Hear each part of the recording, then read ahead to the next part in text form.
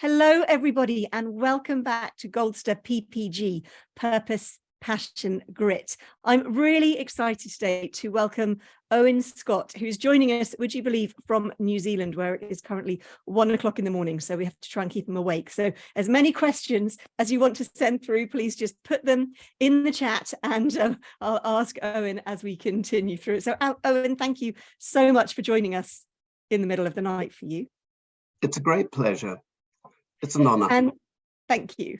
And you grew up in Fiji. Now we're going to talk about your book. This is the book that we're going to talk about. And we're going to talk about the documentary that you made. But it's not only about the story of helping to get justice for your brother. It goes further back, doesn't it? This is a family memoir as well. So tell us about Fiji and about your childhood in Fiji. Well, I'm third generation born in Fiji, so I can call myself a Fijian, apparently. I'm allowed to. So two of my great-grandfathers went to Fiji in the 1860s. One was a missionary, one was a lawyer and planter. And so the legal side of things has been quite strong in my family. And so I was born there and left Fiji when I was about 5 and came to New Zealand. But I used to go back every year to see my father. So it's strongly in my blood. And tell us about your father and his role in Fiji. Well, my father was really an Errol Flynn-like character. He was quite a party animal. He was a Spitfire pilot in the RAF during the last war.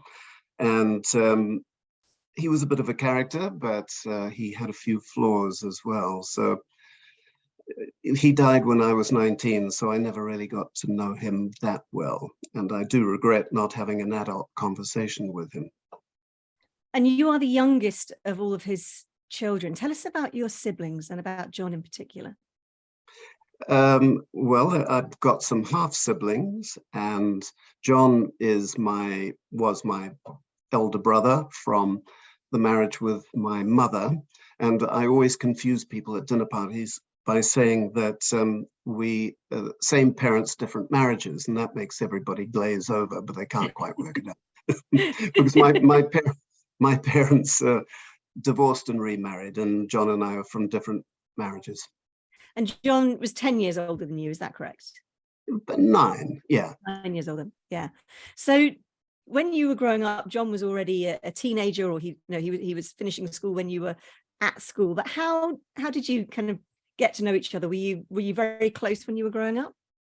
Oh, well, he was a bit of a disciplinarian. In fact, he was a father figure to me. So I'm not sure that I particularly liked him when I was a child, but we obviously got much closer in later years and so on. So yes, and there were times later on when I was the parent to him rather than him being to me. And what age group do you think you were when that started to change? It would have been when let's think, I would have been about 25, and there were times when he needed my help as well. So in life, which was good, I could get my own back on him. So this childhood growing up in Fiji, was it blissful, or? Parts of it were. I mean, we used to go to islands, and so there's that blissful part of being barefoot in the sand and coral reefs and all the rest of it. But yeah, it was unusual, to be honest. I mean, I know 3 countries. Fiji is my birth country. New Zealand, I was brought up and educated here, and I lived in London for 20 years. So let's say I'm just confused as to my identity. Oh, you're a citizen of the world. I'm a citizen of the world. By the way, Lucinda, I did want to make an apology to you if I could, because I understand that you have an aversion to facial hair. And so out of deference to you, I've shaved half of it off, but I've kept one part of it. But we can blame your great-great-great-grandfather, I think. I mean, I was enamored of his facial hair. And you're going for the Dickens look. Is that what you're doing? I was going for the Dickens look, but it's turned into the Dali-esque look, I think. This wasn't a Movember project that just kept going. Oh, it could have been. I can't remember now. So your father in Fiji, he was a barrister. Was it right that he was something to do with the official government of Fiji? He was. He was a QC. He was the Speaker of the Legislative Council for many years, and he ran the family law firm, so which he wanted me to be a part of, which I was very worried about. You did study to become a barrister, didn't you? I did. I'm supposedly qualified as a barrister and solicitor of the High Court of New Zealand, but I've done very little practice in the legal world. Am I right? You ran off to London to become an actor, having successfully become a barrister. Is that correct? I did promise myself that if I got a law degree, that I would then go off to drama school, which I ended up by doing. I went to LAMDA in London and was an actor for many years. And so during your time...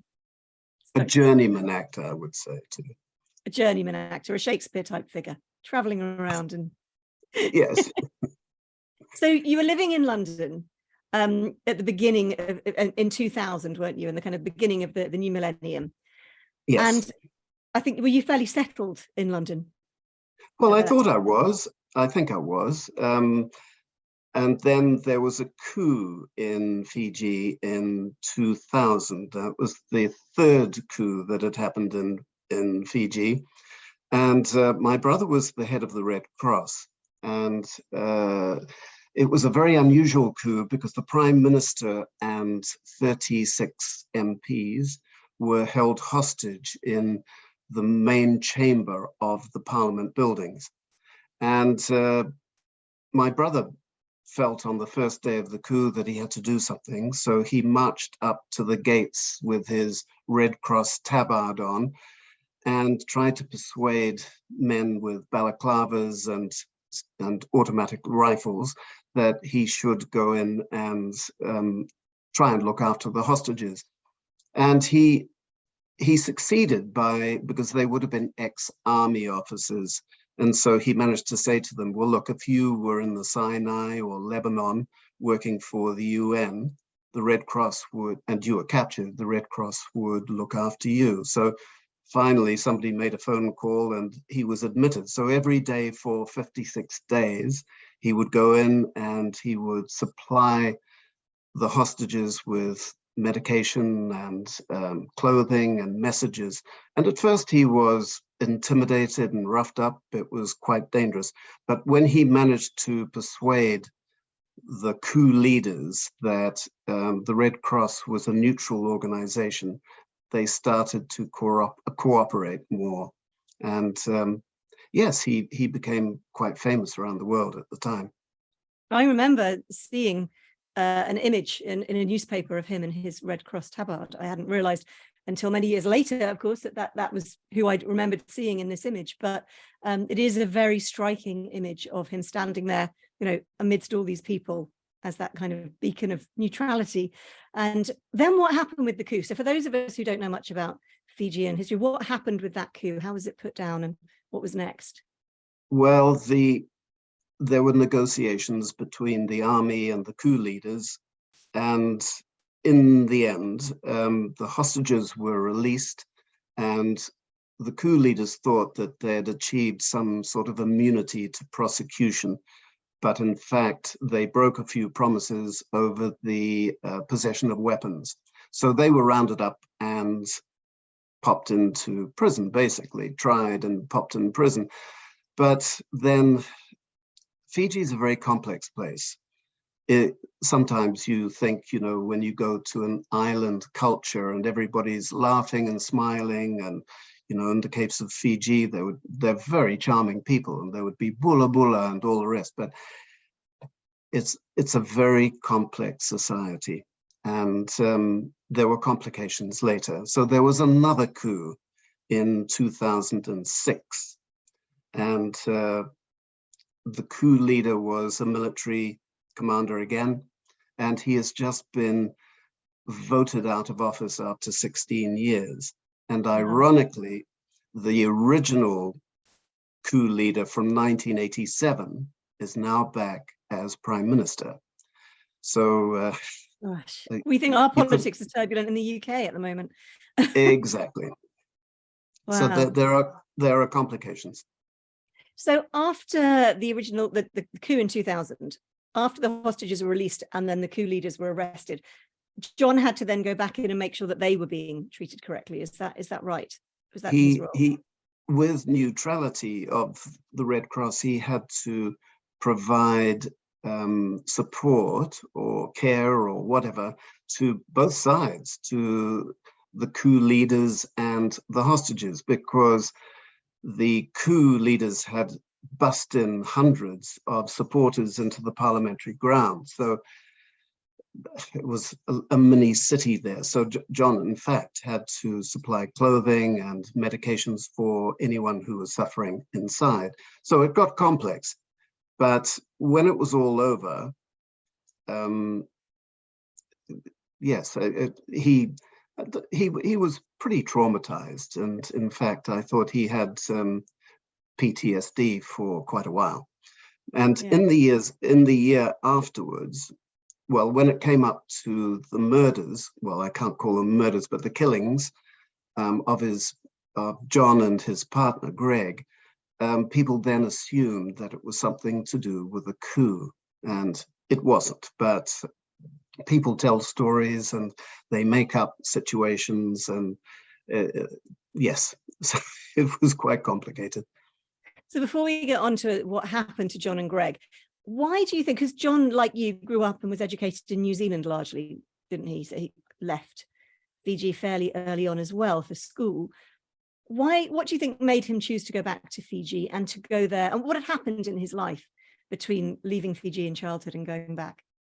Well, we've always said you can take the boy out of the islands, but you can't take the islands out of the boy.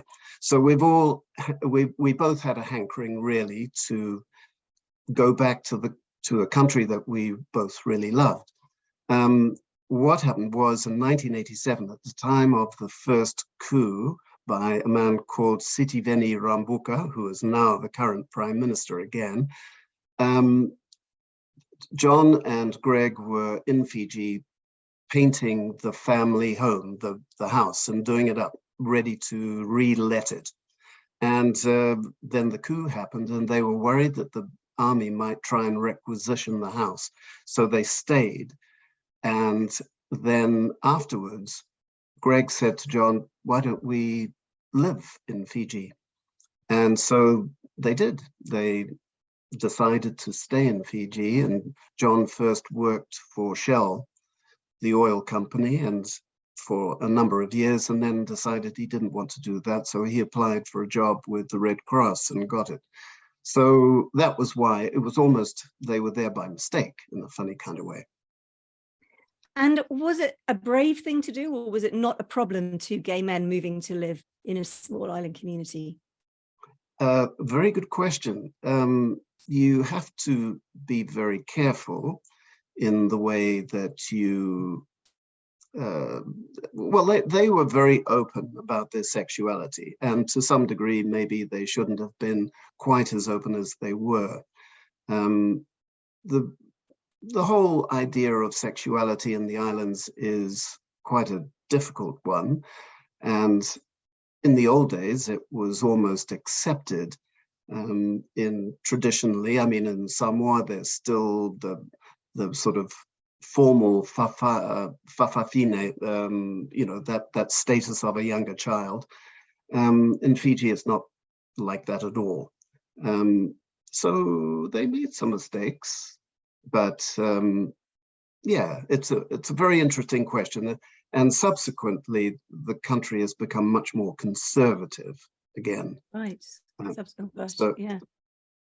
So to take you back to that awful day, you were living in London, and your nephew, John's son, was also living in London and quite young. What happened when you heard the news? Well, it was slightly bizarre. It was a Sunday morning, I remember, and it was summer. And I heard my phone go at 6 o'clock in the morning, and I thought, don't know that I really want to answer the phone at 6 a.m. And then I heard on the answering machine my mother's voice going, "He's not there. I don't know where he is." And then I thought, well, something's not quite right. So I called her back, and then she said that John and Greg had been murdered. I think in life, most of us, we have an imagination towards death. It might be that a family member or a friend can maybe die of cancer or a car crash or something like that. But I don't think most of us have any imagination that a loved one will be killed by somebody else. So there was that to deal with. So life changed big time. So Piers and I flew down to Fiji. And Piers is John's son, your nephew. yes, my nephew. And we were put in a safe house. We had to have press conferences. It was an extraordinary time.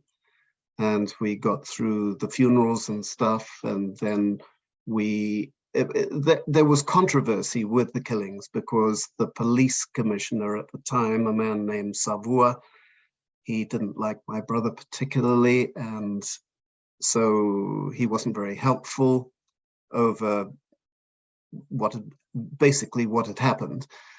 And the police, when they went through the house, they found what they said was white powder. And they decided to send it off to Australia for testing, saying it was cocaine and heroin, which was absolute BS. But that was in the press. In fact, it was baking soda for cleaning silver. But there was a wrong, the samples that were sent to Australia got mixed up. So it seemed at first that, that they had been taking drugs, and they hadn't been at all. So this was what we were having to deal with at the time. And I came back to England after 6 weeks in Fiji, and I was ironically on a 9/11 flight. So leaving New Zealand, crossed the date line, and then woke up in the middle of the night and saw that the plane was facing the wrong way. And so, in fact, it was literally Back to the Future for me, because I crossed the date line and then went back. So you were rerouted. You were en route via kind of the US. We were sort of halfway. We're getting close to Hawaii, and then the captain came over the intercom and said, "Ladies and gentlemen, we've just been ordered to return to Auckland." So it was another 7 hours back to Auckland. And so that was interesting, but I finally got a flight back to England about a week or two later. And then I made a pact to myself that I would follow the course of the trials, a murder trial. So I left England a couple of years later, and I went and lived in Fiji for a year following the trial, and basically trying to clear my brother's name, which to a large degree I managed to do. And the person... Sorry. No, you go. What really comes across in the book is just how shocking the media were. And it is horrifying to see the way that these rumors just suddenly become reported as fact, and there's no factual basis at all. And even really reputable media organizations were almost kind of doing a witch hunt against these two men who dared to live as an openly gay couple in a community like Fiji. I mean, it was really shocking to read that. I cannot imagine what it was like to be living it and to be back in Fiji, exposed to all that. It was colorful. It was very colorful. But I managed to get a retraction from the police about the drugs. But, accusations are made, they're in big headlines on the front page of a paper, and a retraction is in small print on the last page. So the reputation of my brother and Greg were tarnished, but we sort of got something back. And the man who had committed the killings was finally diagnosed as a paranoid schizophrenic. And so he was declared to be not guilty by reason of insanity, and which I think is a fair thing. And he was put into a mental hospital in Fiji. Fiji only has one, and it's very underfunded. And then I went back to New Zealand, and he was supposed to be in this mental hospital. I was told that he would be in there for a minimum of 5 years, but within 6 months, they'd started to let him out, release him.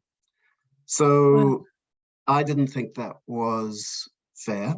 And so I went back to Fiji again and started to bang drums and talk to politicians and various people, and questions were asked in Parliament. And finally, the family said it was too difficult, so they had him put back inside the mental hospital.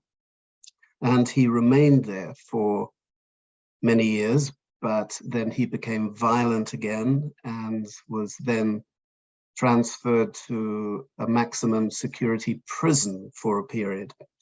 But just recently, on my last birthday, in fact, a judge has released him, said he can go out into the community again, provided he takes his antipsychotic drugs, which he hasn't always done. So a few people are worried. It's absolutely. And that must be such a terrible thing for you to be living with, knowing that this person who murdered your brother and Greg is, or am I allowed to say the word murder if he wasn't? Well, strictly speaking, not, no. But Killed. he's out on the streets, that he's got this history of violence. And when I've looked up and seen, there's been various at times he's appealed and his family have appealed, and the medics all seem to say he wasn't fit to be released. So I'm so shocked when you told me earlier today that he had just, he's just been an order for him to be released, because I read something a few months ago that said that the medical opinion was that he shouldn't be released. So this must be, you mentioned PTSD earlier. I mean, your whole family and Greg's family must just relive this horror every time something like this comes up. Yet again, he goes for appeal. It never goes away. So you have to live with it. But what happens, the family they applied for release about 2 or 3 years ago, I think it was. And the judge said that Apeti Kaisau, the man who did the killings, lacked insight as to what he had done. So he didn't agree. The judge at that time did not agree to any release. This time round, a different judge said, which I think is a very curious thing, he said that Apeti's violent tendencies were to do more with his personality and not his medical condition. Now, I don't know how a judge could make that determination. It seems wrong to me, but and the boy needs supposed to make him safer? I mean, if it's a part of his personality, how can that make him safer? Well, quite. I mean, it seems to be a rather wild diagnosis by a judge and not a medical person. Apparently, the medical people that were consulted, they didn't give a very good report on his condition. So it's confusing, but Fiji is the things. Well, I don't know what to say really, but quite often, decisions are made and they're not quite logical. And yet you have chosen a couple of times to go back to Fiji, a place that you still really love. And you went back to write this book. Tell us about this. So this is the book, Deep Beyond the Reef. I will put the link to this in the chat as well. Tell us about the time you spent writing this and how it came about. Well, it was what was happening in Fiji after the killings for Piers and me. I mean, they were so extraordinary. You could not have made up the story. So in a way, the book wrote itself. And I was determined to just record what had happened. That was my main urge. And so I did. So I wrote a record really of the 6 weeks after the killings. And a friend read it and said, "Oh, can I show this to my friend Jeff Walker of Penguin in New Zealand?" And I went, "Sure." And Jeff Walker came back to me and said, "If you can write some extra material, I think there's a book in this." And I hadn't considered that. So, so I ended up, I effectively wrote 3 books, but Penguin didn't want 3 books. They wanted an integrated story. So I had to change it. But effectively, the book is an account of the killings. Then I wrote a mini biography of my father, which my brother had always wanted me to do anyway. And then, unusually, I think the 3rd book, or the 3rd part of the book, was a friendship that I had with the prosecutor on the case, who was a New Zealander, a wonderful man called Gregor Allen. And he was extremely helpful to me. He effectively opened his files to me so that I knew what was going on, and it was extraordinary. And so I wrote really a 3rd part that was the legal side to the case, and DNA testing and all the rest of it. So it was a bit of a whodunit. Yeah, and it really is. It reads that way. It's a fascinating read, and as well as being extremely heartbreaking. And do you think your legal background, your understanding, I mean, not only your own studies, but growing up with a father who was a QC, do you think that helped give you an insight into the case, or did it give you too much of an insight as a brother that you wanted to know? I don't know that my legal qualifications are that good, Lucinda. But there was an interest, yes, definitely legally. There were complications, and so yes, I did find it fascinating. And we had to listen, the head of the police, or the deputy head of the police, whom I was actually respected quite highly. He would tell us everything, right down to graphic detail. And you just have to learn to deal with it. And so I wrote about it. And whether I should have or not, I don't know, but I did. I think you absolutely should have done. And for me, it felt, reading it, it was almost as if you were trying to get the police to do their job properly, that they were just dismissing it. And I know that you had people telling you, oh, it's a political killing, and other people saying it's a homophobic killing, and you trying to make sense of it. It's really fascinating. From this, you then went on to do a documentary, didn't you? Do you want to tell us about that? And I know it's on YouTube, so I'm going to put a link that hopefully people can watch, not during this, but afterwards you can all watch this. Well, what happened was several people wanted to do a film or a television series about the case and the killings, and I was very worried about that, because I thought it would just be salacious. And then I was contacted by Professor Annie Goldster at Auckland University, who is a highly acclaimed documentary filmmaker, as well as being an academic. And so I agreed to her doing the film, and I basically wrote the script for it, and I fronted it. And we went to Fiji in 2006 and started filming, and we did interviews with quite a few prominent people. And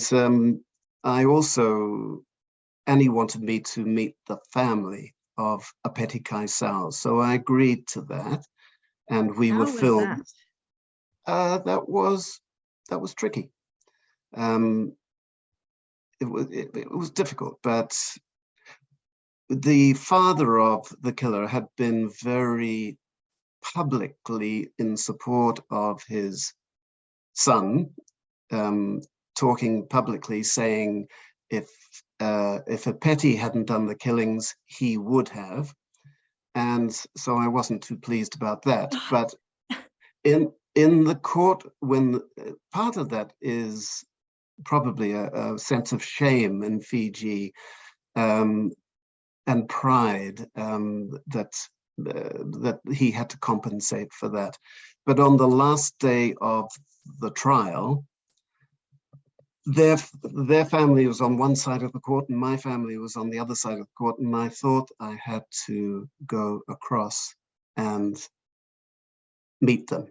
So I didn't know if he was going to abuse me or what, but I walked across the courtroom to their family, and the father broke down in tears and shook my hand and then dragged me across to his son, who was still in the dock. It was the most extraordinary feeling. And so I had met the family at the time of the court case. So I went to see them for the filming, and they told their story to a degree for the film. But then there was quite a bizarre situation with the film, because we got back to New Zealand and Bainimarama, the head of the army, decided to have the fourth coup in Fiji. So that changed the whole makeup of the film. So Annie and I went back to Fiji a year later in 2007 and refilmed it. And we had to refilm some of the characters who had spoken. So there was, I can tell the links and the cuts on who's, whether it was 2006 or 2007.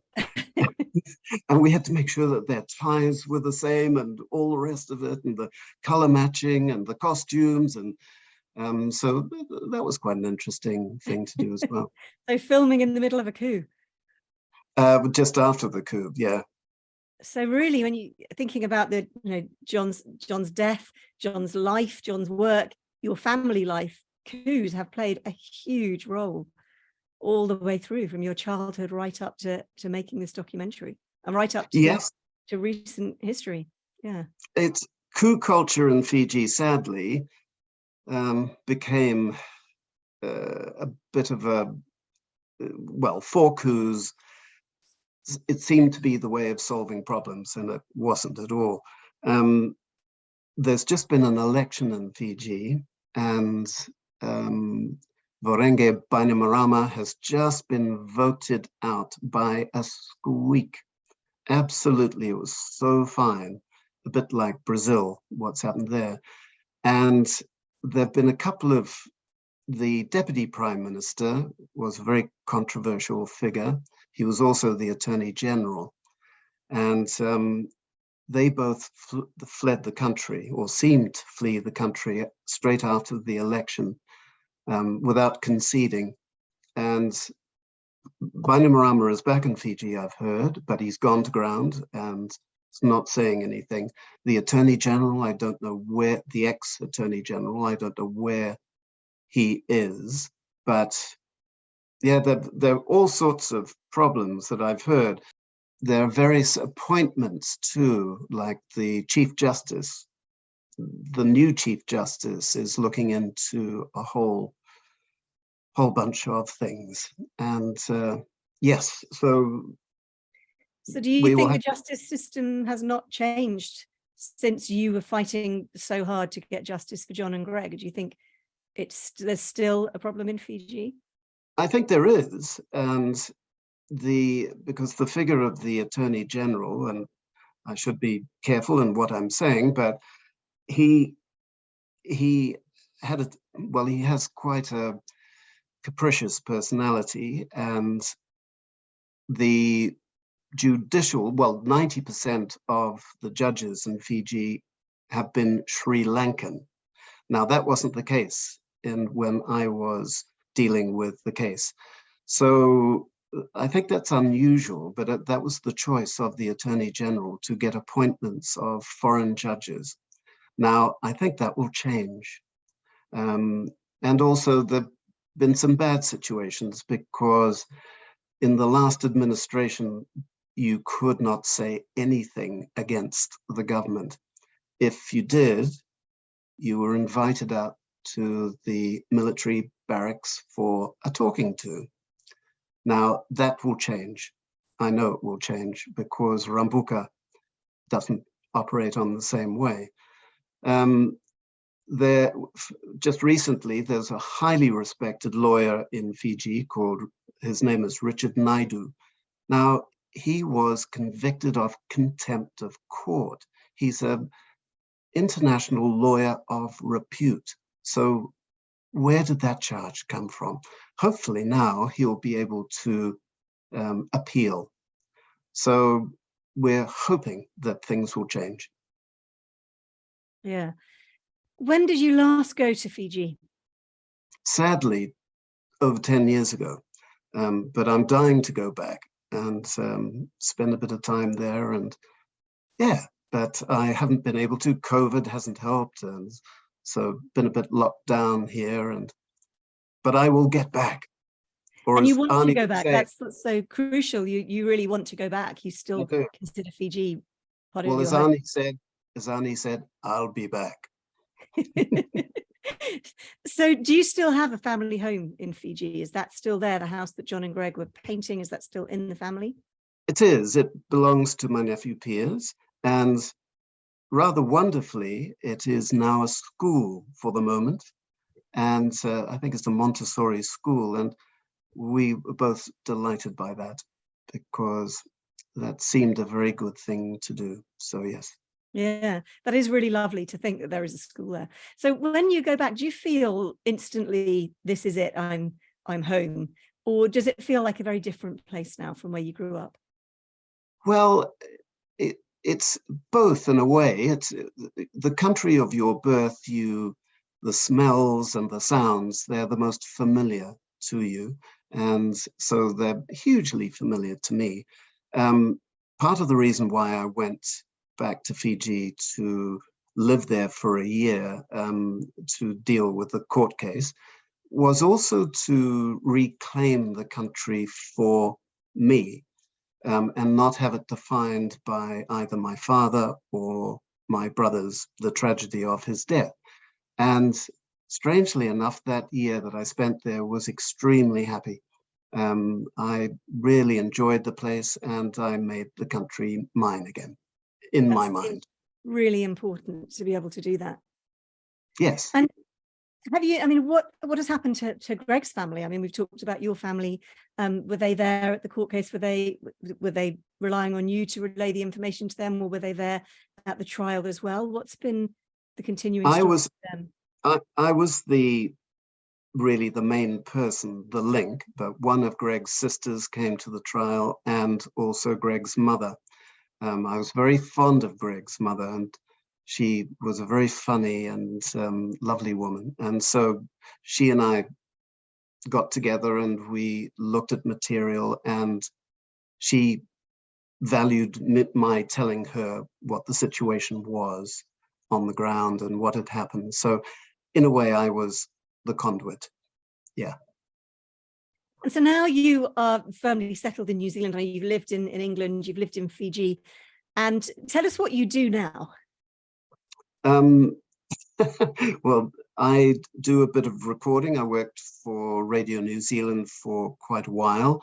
I edit manuscripts occasionally, but now I narrate books for the blind, and which is a wonderful job. And I'm just about to start a biography of Cary Grant, which I am delighted to be doing. Fantastic. That'll be a really interesting one. So are you not tempted to write any more books? I mean, this is done really well. It's been, really well received. It's beautiful writing. You're a very accomplished writer. Have you not been tempted to write more? That's very kind of you, Lucinda. How much did I pay you to say that? Not enough. I was going to write another book. It was a historical book, but circumstances, in the end, I didn't or couldn't. I don't know. I'll see. I like to scribble from time to time. But you've done a couple of travel articles recently, haven't you? Would you be? Oh yes, I write those sort of things. Yeah. So yes. Maybe a travel book is in the offing. Oh, I don't know. I mean, well, I will take you as my example. with your writing and Dickens and travel and all the rest. That's good. That's good free publicity there. So, having lived in Fiji, New Zealand, and the UK, do you think that you've got three homes? Well, yes, my mother was English, and so when I first went to Great Britain, I felt that in a funny kind of way, I felt as if I was home too. Fiji, obviously, I spoke Fijian before I spoke English, apparently, but my mother was very upset about that. So she forbade me from speaking Fijian at the dinner table. I can't speak Fijian so well now, but it's sad. My mother, by the way, she had a 1920s English accent. She, like Celia Johnson in Brief Encounter, and she never lost that accent. She made the Queen sound as if she was speaking in broad Cockney, and it was but she always retained that. My father had an Oxbridge accent too, because he went to Magdalen and ended up by being in Gray's Inn. And so your father was in Fiji the whole time, and when your parents separated when you were little, your mum stayed in New Zealand. She didn't ever come back. No, poor thing. She had to move to New Zealand, a country she had never been to before, basically to have access to her two sons. So my father was not very kind in that arrangement. Otherwise, she might have tried to take us to England, but that wasn't to be. So she settled in New Zealand and ended up by being quite happy in New Zealand, I think. But she never lost her accent. I think, though, I met a Scot recently who'd moved to America who had an incredibly broad Scottish accent, even though he'd lived there for years. And he said, my accent is far more Scottish than it ever was when I lived in Scotland, because the Americans love it. So perhaps your mum did exactly the same. She retained that part of herself that she did. She always used to say, I can remember her saying to me as a child, it's Latin, not Latin. So when you look back on your memories, because this book, I mean, your father, doesn't come out of it brilliantly in this book. This was a tough journey to do, to really delve into your father's personality, his behavior, and his life in Fiji. Do you think that writing it was a kind of form of therapy to address what had happened in your childhood? You were going to use that word cathartic, weren't you, Lucinda? No, I wasn't, because I used it once before and I knew that you hate that word. Well, most people, they say, oh, writing that book, it must have been so cathartic. And I thought that if I hear that word again, I'm going to headbutt somebody. But weirdly, writing about my father was quite cathartic, not about the killings at all. I enjoyed writing about him. He was a complicated man. I mean, he had a problem with alcohol. He basically drank himself to death in the end. But in his youth, he was, I remember women saying to me, he would walk into a party and he was the party. He was very charismatic as a youth, I think, but an Errol Flynn character.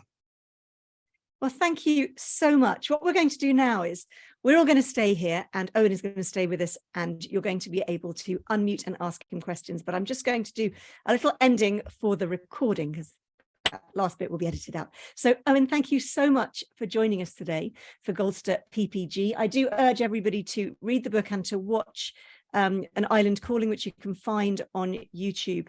Really fascinating documentary. It's been great having you on here as our guest today, Owen. Thank you so much, and good luck with all of your future narrating. And I do think you should write another book. Thank you so much. It's been a great pleasure.